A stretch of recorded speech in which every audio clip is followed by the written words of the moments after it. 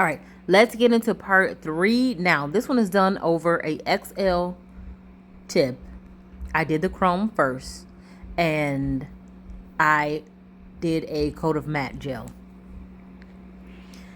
I always airbrush over matte, even if I'm using like an airbrush gel, not to be confused with a gel polish mixed with acetone, because I do not do that. It's not safe. But I will always airbrush over gel.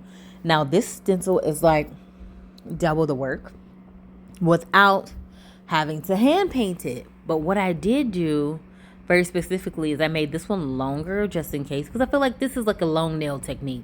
Yeah, you could do it on a shorter nail, but honestly, long was better. We're going to line it up really good, and then you're going to press from the center out just like we did on the other two. And this is to actually get like good adhesion, you know, because the nail is curved.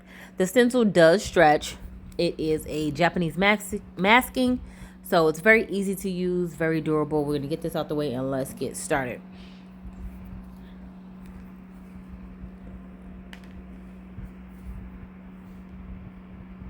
And you see how I'm pressing it? It's not a lot of work. I'm just trying to take my time because I know it's a video and I want to get everything up close and personal. What I am going to do is I'm going to just do this one with black. And I'm saying black because if I did white where the silver is, it really wouldn't show up as much. And I wanted to pop to give it a little, you know, a little bit of something.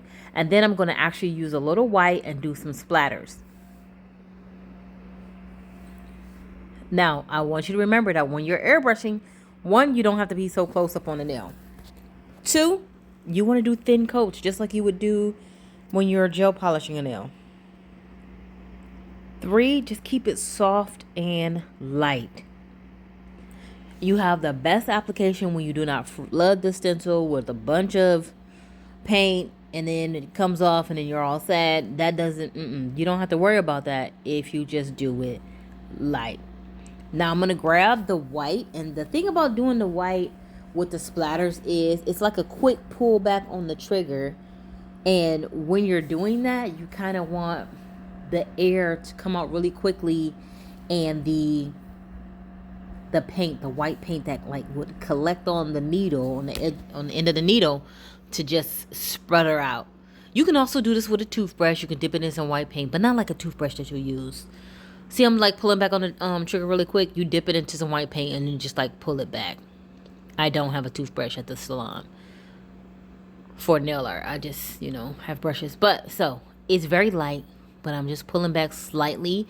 I don't want to do it too much because I don't want it to get too big of a spray. It almost reminds me of like doing some stars. So you could technically have like a mini galaxy, you know, in between this and that. But that's good. That's very good. We don't need too much. But yeah, you see the dots. You see the vision. Now, make sure you comment below if you would try this look. Because, you know, why not? I do want the comments. I want to see what you think about it. This is a longer stencil, so you can use this on the XL tips. This is a soft peel. Like, this is sweet. I'm going to do a shiny top coat. And I'm doing a shiny top coat. This is very ADHD voiceover. I apologize.